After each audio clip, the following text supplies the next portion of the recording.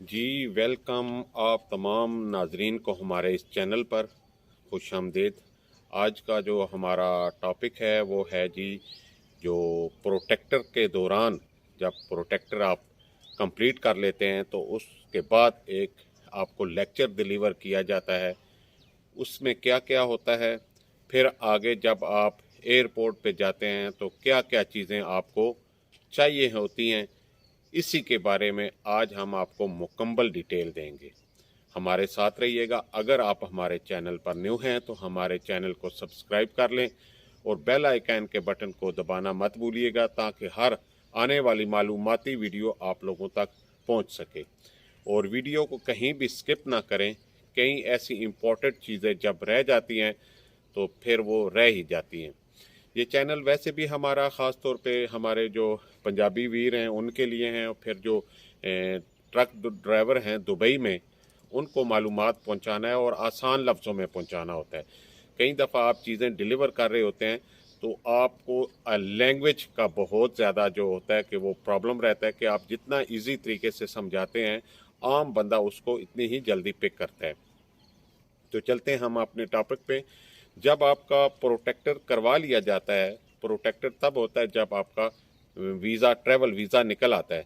Travel visa निकलने के बाद प्रोटेक्टर का प्रोसेस, जो भी डॉक्यूमेंट्स चाहिए, इससे पिछली वीडियो में मैंने आपको बताया हुआ है, आप मेरे चैनल पे देख सकते हैं ये टोटल प्रोसेस। तो जैसे ही प्रोटेक्टर आपका हो जाता है, फिर आपको पासपोर्ट दिया जाता है। तो उस दौरान आपको एक लेक्चर डिलीवर किया जाता है। बाज़ औक़ात वो ज़्यादातर लेक्चर एक मैडम ही डिलीवर करती हैं जो एडवोकेट होती हैं, ख़ास तौर पे रावलपिंडी में। तो एडवोकेट इसलिए डिलीवर करते हैं क्योंकि ऑलरेडी उन्होंने ही आगे चल के कानूनी प्रॉब्लम भी सॉल्व करने होते हैं, और फिर कानून के नुक्ते नज़र से वो आपको ज़्यादा बेहतर तरीके से गाइड करती हैं। तो उसमें आपको ख़ास तौर पे आपके जहन को रिफ़्रेश किया जाता है कि अगर आप दुबई जा रहे हैं, सऊदीया जा रहे हैं, गल्फ़ में कहीं भी जा रहे हैं, तो आपको उनके कानून का इल्म होना बहुत ज़रूरी है, ताकि आप अपने लिए कहीं भी मुश्किलात पैदा ना कर सकें। तो उसमें फिर आपको बताया जाता है कि दुबई के क्या कानून हैं, सऊदीया के क्या हैं। ख़ास तौर पे आपको जब आप पाकिस्तान से जा रहे होते हैं तो आप पाकिस्तान की नुमाइंदगी कर रहे होते हैं, आप पाकिस्तान को रिप्रेजेंट कर रहे होते हैं।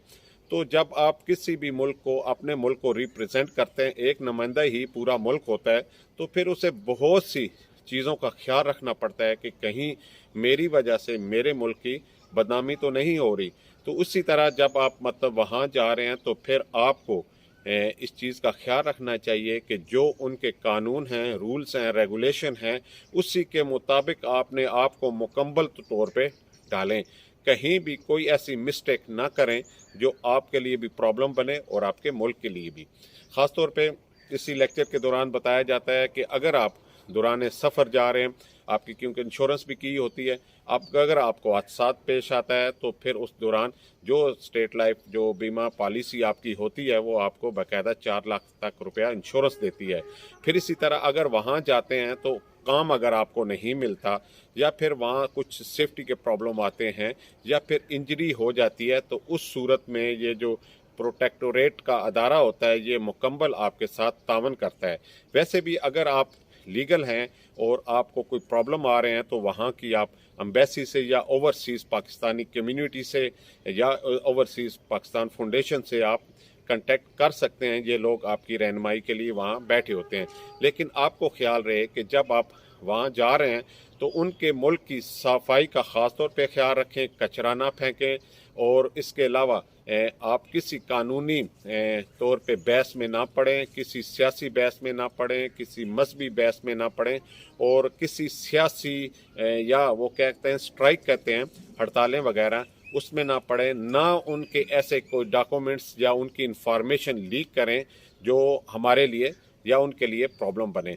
तो इन सारी चीज़ों का आपने ख्याल रखना है। जो आपके वहाँ बॉस हैं, जो आपके कानून आप पे लागू होता है, वीज़े का प्रोसेस होता है और ड्यूटी का ड्यूरेशन होता है, आपने इन सारी चीज़ों को अमल इस पे करना होता है ताकि आपके लिए प्रॉब्लम ना बने। जैसे ही आपको ये लेक्चर डिलीवर कर दिया जाता है, इसमें मज़ीद डिटेल है, थोड़ा थोड़ा साथ साथ बताता भी रहूँगा। तो जैसे ही आपको पासपोर्ट दिया जाता है उसके बाद आगे आपके मराइल आते हैं सीट के। आप सीट करवाते हैं। अगर आपने सीट करवाई है एयर ब्लू से तो फिर आपको ओके टू बोर्ड करवाना ज़रूरी नहीं होता। अगर आपके दूसरी PIA से है तो फिर आपको जो ट्रैवल एजेंट होता है, जो टिकट्स आपको दे रहा होता है, वो आपको ओके टू बोर्ड भी कर देता है। तो इसके बाद जो हमें अभी एयरपोर्ट पे चीज़ें चाहिए होती हैं, हमें ख्याल रहे कि हमें वो चीज़ें ज़रूरी साथ लेके जानी है, ताकि हमें ना FIA वाले ना कोई एयरपोर्ट का स्टाफ हमें तंग ना करे। तंग तो नहीं करते, जब आपका अपने डॉक्यूमेंट्स पूरे होते हैं तो फिर आपको कोई परेशानी नहीं होती। तो परेशानी से बचने के लिए आपको लाजमी बात है कि अगर आप फर्स्ट टाइम जा रहे हैं तो आपने किसी दोस्त या करीबी रिश्तेदार जो ऑलरेडी पहले हो आया है तो उससे मुकम्मल डिटेल ले लें, या आजकल YouTube चैनल भी हैं, गूगल पे भी आप रिसर्च करेंगे तो आपको मुकम्मल डिटेल मिल जाएगी। तो आपका ओरिजिनल पासपोर्ट साथ होना बहुत ज़रूरी है। फिर आपका ID कार्ड, पहले नाइकोब बनाया जाता था, आजकल स्मार्ट कार्ड बनाए जाते हैं। स्मार्ट कार्ड में इंग्लिश उर्दू दोनों ही लैंग्वेज होती है। स्मार्ट कार्ड के अलावा फिर आपको आपके पासपोर्ट पे प्रोटेक्टर की स्टैम्प का होना बहुत ज़रूरी है। फिर आप अपना जो टिकट है वो भी आपके साथ हो। फिर जो ट्रैवल वीज़ा है, जिस वीज़े पे आप जा रहे हैं, उसका पेपर भी आपके पास होना बहुत ज़रूरी है। इसके अलावा पहले तो कोविड-19 का वैक्सीनेशन रिज़ल्ट भी होता था कि 24 आवर बिफोर आपको कोरोना का टेस्ट करवाना पड़ता था। आजकल वो शर्त ख़त्म हो चुकी है। ये चीज़ें आहिस्ता आहिस्ता साथ साथ तब्दील होती रहती हैं with the passage of time, और गवर्नमेंट की नई नई पॉलिसी आती रहती हैं। तो अभी वो टेस्ट तो ख़त्म हो गया है, लेकिन आपको कोरोना का जो लेटर होता है या जो आपने वैक्सीन लगाई होती है वो सर्टिफिकेट बहुत ज़रूरी होगा। और इसके अलावा आपको पोलियो के कतरे पीने भी चाहिए और साथ फिर उसका आपको कार्ड भी चाहिए।